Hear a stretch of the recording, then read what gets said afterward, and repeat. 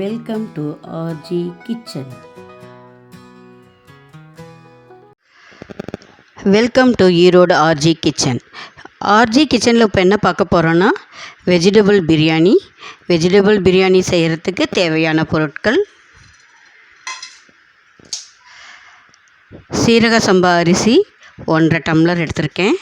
இது 4 பேர் அளவுக்காக செய்ய போகிறேன். அதுக்கு வேண்டிய ஸ்பைசஸ் இங்கே இருக்குது: பிரியாணி இலை, பட்டை, கிராம்பு, அன்னாச்சி பூவு, கல்பாசி, மராட்டி முக்கு எல்லாம் வச்சுருக்கேன். ஆனியன், வெங்காயம், பெரிய வெங்காயம் நறுக்கினது, கேரட், பீன்ஸ், பச்சை மிளகா, புதினா, கொத்தமல்லி தழை, இஞ்சி, பூண்டு, பீட்ரூட், உருளைக்கிழங்கு எல்லாம் எடுத்திருக்கேன்.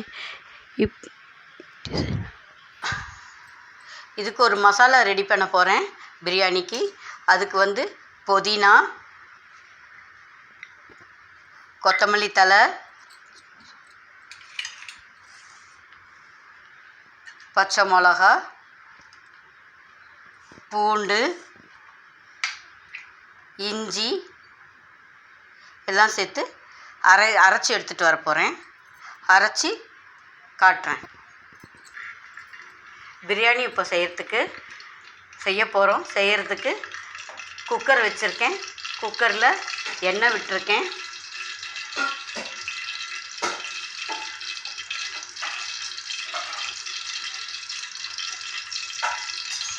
எண்ணெய் காஞ்சிருச்சு. எண்ணெயில் எல்லா ஹோல் ஸ்பைசஸும் ஆட் பண்ணுறேன்.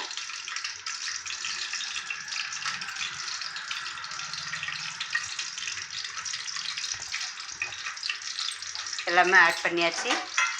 இதை ஃப்ரை பண்ணணும்.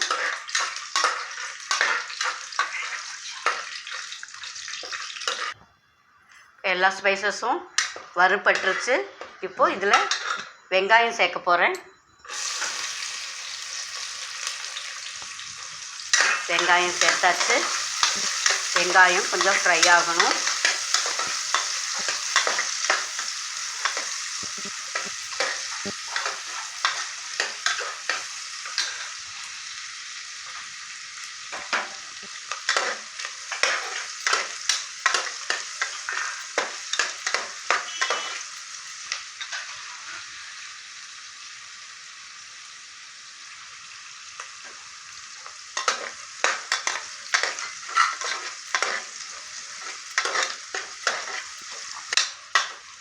இப்போது இது ஃப்ரை ஆகிட்டுருக்கு வெங்காயம். அதோட நம்ம அரைச்சோம் இல்லையா, எல்லா ஸ்பைசஸும் சேர்த்து அந்த விழுதை ஆட் பண்ணுறேன்.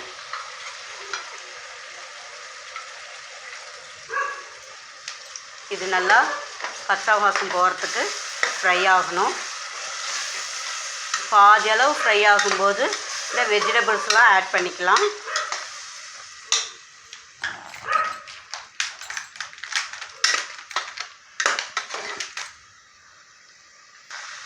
இப்போ பாதி அளவு ஸ்பைசஸ் ஃப்ரை ஆகிடுச்சு. இப்போது காய் போட போகிறேன். கேரட், பீன்ஸு, உருளைக்கிழங்கு ஆட் பண்ணியிருக்கேன். அதோட பீட்ரூட்டு ஆட் பண்ணியாச்சு. இதை நல்லா பெரட்டி விடணும். இதோடு சேர்ந்து அந்த மல்லித்தலை, புதினா தலையெல்லாம் அரைச்சோம் இல்லையா, அதனோட பச்சை வாசம் இன்னும் கொஞ்சம் இருக்கும் இல்லையா, இந்த காயோடு சேர்ந்து ஃப்ரை ஆகும்போது அந்த பச்சை வாசனை குறைஞ்சிரும்.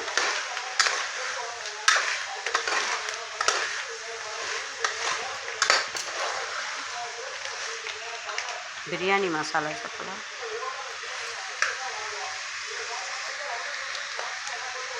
இப்போ இஞ்சி, பூண்டு, மல்லி, இது புதினாவோட பச்சை வாசனை போயிடுச்சு. அதோட கொஞ்சம் தயிர் சேர்க்குறோம்.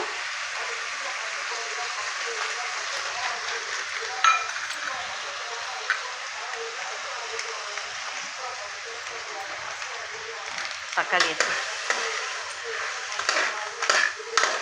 தரகாவும் అసలు పెద్దదిగానే 2 ఎత్తుకో.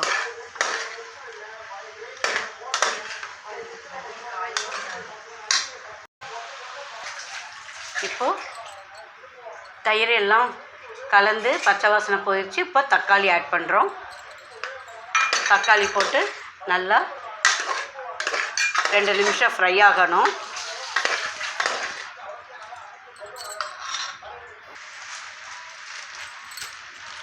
இப்போது தக்காளி நல்லா லைட்டாக ஃப்ரை ஆயிடுச்சு. இப்போது அதுக்கு தேவையான அளவு தண்ணி ஊற்ற போகிறோம். இதுக்கு நான் 1.5 டம்ளர் அரிசி எடுத்திருக்கேன். அதுக்கு 3 டம்ளர் தண்ணி ஊற்றுறேன். ஏன்னா இது டைரெக்டாக குக்கர்லேயே செய்கிறதுனால 3 டம்ளர் தண்ணி விட்டால் சரியாக இருக்கும். 3 டம்ளர் தண்ணி விட்டுருக்கேன். தண்ணி இப்போது இந்த பிரியாணிக்கு தேவையான உப்பு இதிலே சேர்த்துடலாம்.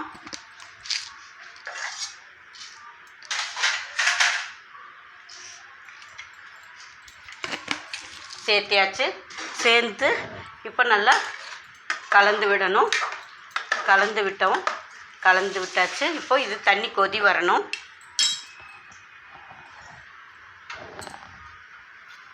இப்போது தண்ணி நல்லா கொதி வந்துருச்சு.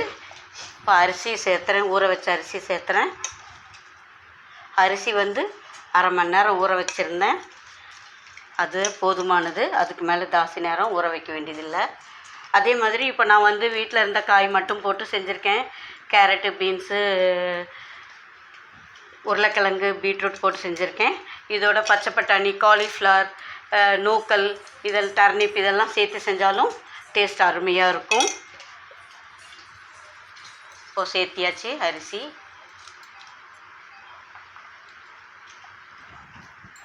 அரிசி சேர்த்து நல்லா கலந்து விடணும். கலந்ததுக்கப்புறம் ஒரு கொதி வரணும்.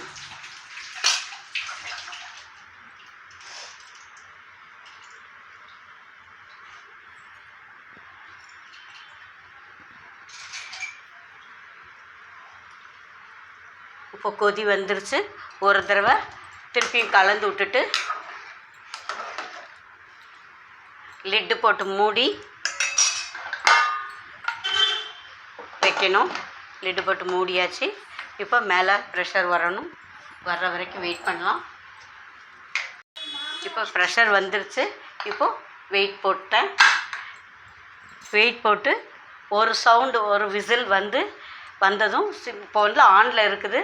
ஒரு விசில் வந்ததுக்கப்புறம் சிம்மில் வச்சு 5 நிமிஷம் ஆனதும் ஆஃப் பண்ணணும். நான் முடிச்சுட்டு உங்களுக்கு காட்டுறேன். இப்போது பிரியாணிக்கு ப்ரெட்டு டோஸ்ட் பண்ணணும். நான் எண்ணெய் நிறைய ஆகும் அப்படிங்கிறதுனால தோசைக்கல்லில் வச்சு சுட்டு போடுவேன். அதனால் தோசைக்கல்லில் ப்ரெட்டு வச்சு நெய்யை விட்டு ப்ரெட் டோஸ்ட் பண்ணுறேன். நெய்யில் ப்ரெட் டோஸ்ட் பண்ணும்போது ப்ரெட்டும் டேஸ்ட்டும் நல்லாயிருக்கும். பிரியாணியோட டேஸ்ட்டும் நல்லா எடுத்து கொடுக்கும். விசில் அடங்கிருச்சு. ஓப்பன் பண்ணிவிட்டு கலந்து விட்டுருக்கேன். இப்போது உப்பு பார்த்து செக் பண்ணிக்கலாம். உப்பு செக் பண்ணிவிட்டு இதுக்கு இப்போ இன்னும் கொஞ்சம் டேஸ்ட் நல்லா எடுத்து கொடுக்கறதுக்காக கொஞ்சமாக நெய் விட்டுருக்கேன். நெய் விட்டுட்டு மேலே கொத்தமல்லி தழை தூவுறோம். தூவிட்டு அதோட ப்ரெட்டு டோஸ்ட் பண்ணோம் இல்லையா, அதையும் இதோட இப்படி ஆட் பண்ணி கலந்தாக்கா பிரியாணி ரெடி. நான் வெறும் என்னோடய ஸ்பைசஸ் எனக்கு கொஞ்சம் கம்மியாக இருக்கணும். அதனால் வெறும் ஹோல் ஸ்பைசஸ் மட்டும் ஆட் பண்ணியிருக்கேன். உங்களுக்கு இன்னும் கொஞ்சம் பிரியாணி வாசனை என்ஹேஸாக வேணும் அப்படின்னு நினைக்கிறவங்க பிரியாணி மசாலா கொஞ்சம் தண்ணி கொதி வரும்போது ஆட் பண்ணிக்கலாம். இப்போது பிரியாணி ரெடியாக இருக்க பிளேட்டிங் பண்ணியிருக்கேன் பாருங்கள். சூப்பராக இருக்கும். லைக் பண்ணுங்கள், ஷேர் பண்ணுங்கள், சப்ஸ்கிரைப் பண்ணுங்கள். எல்லோரும் செஞ்சு பாருங்கள். ரொம்ப அருமையாக இருக்கும். அனைவருக்கும் நன்றி.